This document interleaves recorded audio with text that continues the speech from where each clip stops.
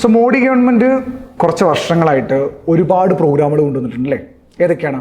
Skill India mission, startup India mission, Mudra loan, new education policy, last digital India mission, ഇങ്ങനെ ഒരുപാട് പ്രോഗ്രാംസുകൾ government of India കൊണ്ടുവന്നിട്ടുണ്ട്.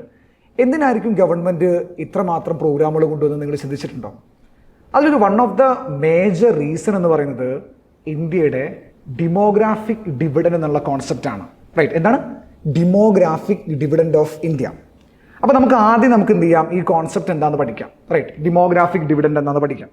ഡിമോഗ്രാഫിക് dividend എന്നുള്ള കോൺസെപ്റ്റിലേക്ക് പഠിക്കുന്ന സമയത്ത് നിങ്ങൾ ശ്രദ്ധിക്കേണ്ട കാര്യം ഇത്രയാണ്: ഒരു രാജ്യത്തിലെ വർക്കിംഗ് പോപ്പുലേഷൻ അവിടുത്തെ ഡിപ്പെൻഡബിൾ പോപ്പുലേഷനേക്കാളും കൂടുന്ന സമയത്താണ് നമ്മൾ എന്ത് പറയുന്നത്, ഡിമോഗ്രാഫിക് ഡിവിഡൻഡ് ഉണ്ട് എന്ന് പറയുന്നത്. എന്താണ്? അഗൈൻ റിപ്പീറ്റ് ചെയ്ത് പറയുകയാണെങ്കിൽ ശ്രദ്ധിച്ച് കേൾക്കണേ.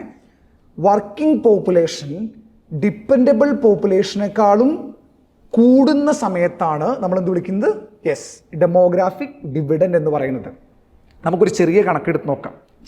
കുഞ്ഞു കണക്കെടുത്ത് നമുക്ക് നോക്കാം. സോ ഒരു രാജ്യത്തെ പോപ്പുലേഷൻ നമുക്ക് രണ്ടായിട്ട് നമ്മൾ ഡിവൈഡ് ചെയ്യാൻ വേണ്ടി പോകുന്നു. രണ്ടായിട്ട് ഡിവൈഡ് ചെയ്യുന്നു. ഏതൊക്കെയാണ് നമ്മൾ പറയുന്നത്? ഡിപ്പെൻഡബിൾ പോപ്പുലേഷൻ എന്ന രൂപത്തിലും വർക്കിംഗ് പോപ്പുലേഷൻ എന്ന രൂപത്തിൽ നമ്മൾ എന്ത് ചെയ്യുന്നു, നമ്മൾ ഡിവൈഡ് ചെയ്യാൻ വേണ്ടി പോകുന്നു. ഡിപ്പെൻഡബിൾ പോപ്പുലേഷൻ എന്ന് പറയുന്നത് 0 to 14 ഏജ് വരെയുള്ള ആളുകളും അതോടൊപ്പം തന്നെ 60 വയസ്സ് മുതൽ ഡെത്ത് വരെയുള്ള ആളുകളെയാണ് നമ്മൾ എന്ത് ചെയ്യുന്നത്, ഡിപ്പെൻഡബിൾ പോപ്പുലേഷൻ എന്ന് പറയുന്നത്. ശ്രദ്ധിച്ച് കേൾക്കണേ. 0 to 14 വരെയുള്ള ആളുകളെ നമ്മൾ എന്ത് പറയുന്നു, ഡിപ്പെൻഡബിൾ പോപ്പുലേഷൻ എന്ന് പറയുന്നു. ദെൻ 60 to ഡെത്ത് വരെയുള്ള ആളുകളെയും നമ്മൾ എന്താണ്, ഡിപ്പെൻഡബിൾ പോപ്പുലേഷൻ ആയിട്ടാണ് പറയുന്നത്. റൈറ്റ്? എന്നാൽ ഒരു കൺട്രിയിലെ ഏറ്റവും ഇമ്പോർട്ടൻ്റ് ആയിട്ടുള്ള ഒരു ഗ്രൂപ്പാണ് വർക്കിംഗ് പോപ്പുലേഷൻ എന്നുള്ള പോപ്പുലേഷൻ. റൈറ്റ്? വർക്കിംഗ് പോപ്പുലേഷൻ എന്ന് പറയുന്നത് 15 മുതൽ 59 വയസ്സ് വരെയുള്ള ആളുകളെയാണ് നമ്മൾ എന്ത് വിളിക്കുന്നത്, വർക്കിംഗ് പോപ്പുലേഷൻ എന്ന് പറയുന്നത്. ചില സർവേകളിലൊക്കെ അത് മാറി പറയാറുണ്ട്. 15 to 64 എന്ന രൂപത്തിലും എന്താണ് ചില ഓർഗനൈസേഷൻസും ചെയ്യാറുണ്ട്. ഇന്ത്യയുടെ കേസിൽ നമ്മൾ എടുക്കുന്നത് 15 to 59 വരെയുള്ള ഏജാണ് നമ്മൾ എടുക്കുന്നത്. ക്ലിയർ ആണല്ലോ? യെസ്. ഇനി ഇതിൽ നമുക്ക് എന്ത് ചെയ്യാം, ചെറിയ രൂപത്തിലൊരു കണക്ക് കൊണ്ടുവരാം. നോക്കൂ, 10 പേരുടെ കേസ് നമുക്ക് എടുത്ത് നോക്കാം. 10 പേരുടെ കേസ് എടുക്കുക എന്ന് പറയുകയാണെങ്കിൽ ഇതൊരു രാജ്യമാണ്. ഇവിടെ ഒരു 10 പേരുണ്ടെന്ന് വയ്ക്കുക. ടോട്ടൽ പോപ്പുലേഷൻ 10 പേരുണ്ടെന്ന് വിചാരിക്കാം. 10 പേരുണ്ടെന്ന് ജസ്റ്റ് ഇമാജിൻ ചെയ്താൽ മതി. റൈറ്റ്? 10 പേരുണ്ടെന്ന് വിചാരിക്കുക. ഓക്കെ. ഈ 10 പേരിൽ 3 പേരാണ് ഡിപ്പെൻഡബിൾ പോപ്പുലേഷനും 7 പേര് വർക്കിംഗ് പോപ്പുലേഷനും ഉണ്ടെന്ന് വിചാരിക്കുക. റൈറ്റ്? അപ്പോൾ സ്വാഭാവികമായിട്ടും ഏതാണ് ഇവിടെ കൂടുതലുള്ളത്? 7 പേര്. വർക്കിംഗ് പോപ്പുലേഷൻ കൂടുതലാണ് അല്ലേ? നാലോളം വർക്കിംഗ് പോപ്പുലേഷൻ, 4 പേരിൽ കൂടുതലാണ്, 4ഓളം ആളുകൾ എന്താ ഇവിടെ കൂടുതലാണ്. ഈ 4 കൂടുതലാവുന്നതിനെയാണ് നമ്മൾ എന്ത് വിളിക്കുന്നത്, ഡിമോഗ്രാഫിക് ഡിവിഡൻഡ് എന്ന് പറയുന്നത്. ഇനി നമുക്ക് ഇന്ത്യയുടെ കോണ്ടസ്റ്റിലേക്ക് വരാം. ഇന്ത്യയുടെ കോണ്ടസ്റ്റിലേക്ക് വരുന്ന സമയത്ത് ഇന്ത്യയുടെ ഡെമോഗ്രാഫിക് ഡിവിഡൻഡ് കൂടുതലാണ്, അല്ലെങ്കിൽ ഇന്ത്യയിൽ ഡെമോഗ്രാഫിക് ഡിവിഡൻഡ് ഉണ്ടെന്ന് പറഞ്ഞാൽ എന്താ ഉദ്ദേശിക്കുന്നത്? ഇന്ത്യയുടെ വർക്കിംഗ് പോപ്പുലേഷൻ ഡിപ്പെൻഡബിൾ പോപ്പുലേഷനേക്കാളും കൂടുതലാവുന്ന സ്റ്റേജിനെയാണ് നമ്മൾ എന്ത് വിളിക്കുന്നത്, ഇന്ത്യയിൽ ഡെമോഗ്രാഫിക് ഡിവിഡൻഡ് കൂടുതലാണ് നമ്മൾ, അല്ലെങ്കിൽ ഡെമോഗ്രാഫിക് ഡിവിഡൻഡ് ഉണ്ട് എന്ന് നമ്മൾ പറയുന്നത്. ക്ലിയർ ആണല്ലോ ഞാൻ ഈ പറയുന്നത്? അപ്പോൾ ഗവൺമെൻറ് ഓഫ് ഇന്ത്യയെ സംബന്ധിച്ചിട്ട് ഗവൺമെൻറ് ഓഫ് ഇന്ത്യക്ക് ഈ വർക്കിംഗ് പോപ്പുലേഷനെ നല്ല രൂപത്തിൽ ചാനലൈസ് ചെയ്താൽ മാത്രമേ എന്ത് ചെയ്യുള്ളൂ, നമുക്ക് പ്രോഫിറ്റും അല്ലെങ്കിൽ എന്ത് ചെയ്യുക, ഡെവലപ്മെൻറ്റും ഉണ്ടാവാൻ വേണ്ടി കഴിയുള്ളൂ. നോക്കൂ, ഇന്ത്യയുടെ മീഡിയൻ ആവറേജ് ഏജ് എന്ന് പറയുന്നത് 28 ആണ്. 2022 കണക്ക് പ്രകാരം എന്താണ്, 28 വയസ്സുകാരാണ് ഇന്ത്യയിൽ ഏറ്റവും കൂടുതലുള്ള ആളുകളായിട്ട് വരുന്നത്.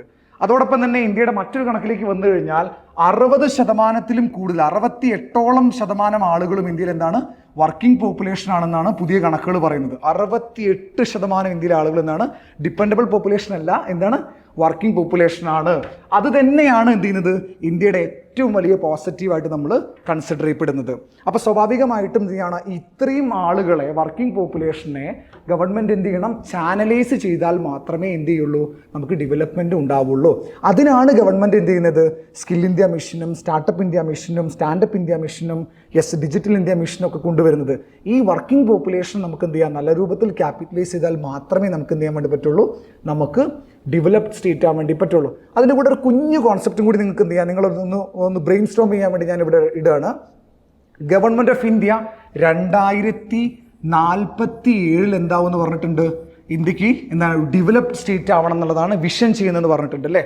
അപ്പോൾ സ്വാഭാവികമായിട്ട് എന്തുകൊണ്ടാണ് 2047 എന്നുള്ളതും കൂടി നമ്മൾ എന്ത് ചെയ്യണം നോക്കണം. യെസ്, 100 വർഷം ആവുന്നത് തന്നെയാണ്. പക്ഷെ അത് മാത്രമല്ല കേട്ടോ, അതിന് പുറമെ ഒരു റീസണും കൂടിയുണ്ട്. എന്താണെന്നറിയോ, 2018 എക്കണോമിക് സർവേയിൽ 18-19 എക്കണോമിക് സർവേയിൽ പറഞ്ഞത് ഇന്ത്യയുടെ ഡെമോഗ്രാഫിക് ഡിവിഡൻഡിൻ്റെ ഏറ്റവും പീക്ക് വരാൻ വേണ്ടി പോകുന്നത് 2041 എന്നാണ് പറയുന്നത്. അതായത് 2041 ഇന്ത്യയുടെ ഡെമോഗ്രാഫിക് ഡിവിഡൻഡ് ഏറ്റവും പീക്ക് ഉണ്ടാവുക. ഇനി അതിൻ്റെ എൻഡ് ഉണ്ടാവുന്നത്, അഥവാ ഡെമോഗ്രാഫിക് ഡിവിഡൻഡ് നമുക്ക് കുറയാൻ വേണ്ടി പോകുന്നത് ഏത് കാലഘട്ടത്തിലാണെന്ന് അറിയോ, നമ്മൾ അസ്യൂം ചെയ്യുന്നത് 2055-56 കാലഘട്ടങ്ങളോടുകൂടി ഇന്ത്യയുടെ ഡെമോഗ്രാഫിക് ഡിവിഡൻഡ് അഥവാ വർക്കിംഗ് പോപ്പുലേഷൻ എന്ത് ചെയ്യും, കുറഞ്ഞു തുടങ്ങും. വർക്കിംഗ് പോപ്പുലേഷനെ ഡിപ്പെൻഡബിൾ പോപ്പുലേഷൻ എന്ത് ചെയ്യും ബൈപ്പാസ് ചെയ്യും എന്നുള്ളതാണ് പറയുന്നത്. ഇതുകൊണ്ടാണ് ഗവൺമെൻറ് പറയുന്നത് എന്താണ്, 2047 നമുക്ക് എന്താവണം, അതായത് നമ്മുടെ ഈ ചാൻസ്, വർക്കിംഗ് പോപ്പുലേഷൻ്റെ ഈ ചാൻസ് എന്ത് ചെയ്യുന്നത് 2055 കുറയുന്നതിന് മുന്നേ ആയിട്ട് നമുക്ക് എന്ത് ചെയ്യണം, ആ ഒരു ഇഷ്യൂ നമുക്ക് സോർട്ട് ഔട്ട് ചെയ്യണം. അതുകൊണ്ട് എന്ത് ചെയ്യണം, നല്ല രൂപത്തിൽ കുറേ പ്രോഗ്രാംസുകൾ സ്റ്റാർട്ട് ചെയ്യണം. എന്നിട്ട് ഈ പറയുന്ന ഡെമോഗ്രാഫിക് ഡിവിഡൻഡിന് നമ്മൾ എന്ത് ചെയ്യണം, പോസിറ്റീവായിട്ട് നമുക്ക് എടുക്കണം എന്നുള്ളതാണ് ഗവൺമെൻറ് പറയുന്നത്. റൈറ്റ്, അതുകൊണ്ടാണ് ഗവൺമെൻറ് ഇങ്ങനെ ഒരുപാട് പ്രോഗ്രാമുകൾ ചെയ്യുന്നത്.